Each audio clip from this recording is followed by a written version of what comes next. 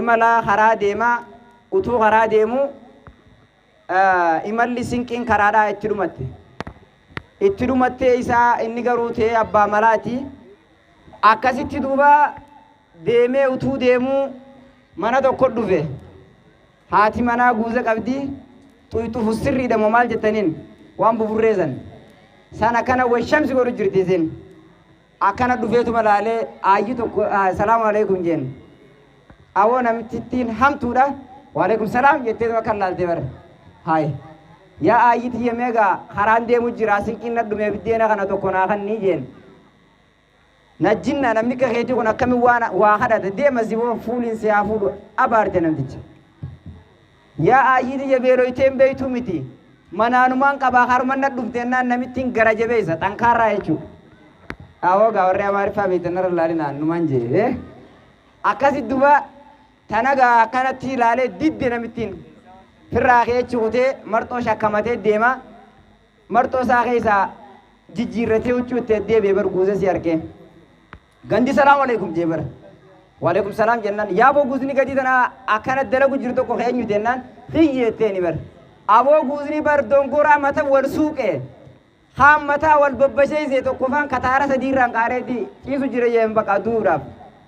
hii hoggaattu fiigaa kuttee mire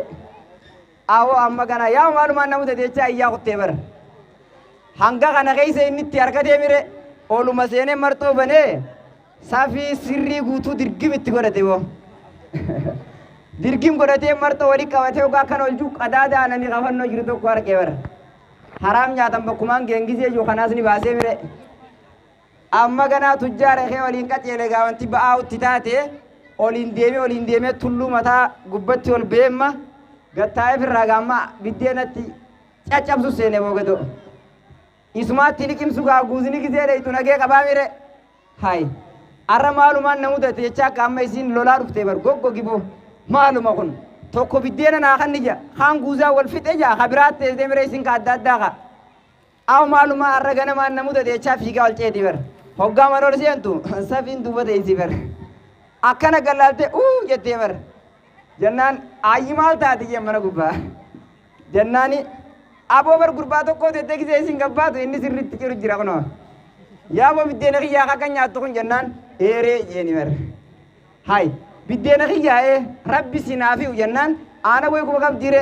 laal irratti hin dhuga jeen aboo olootana rabbi sin baasin jetteen labbaan gora jeen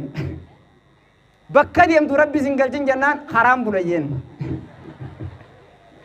akkasit duba mala ajaa'iba mala gabbataa baasee marxoo guuttatee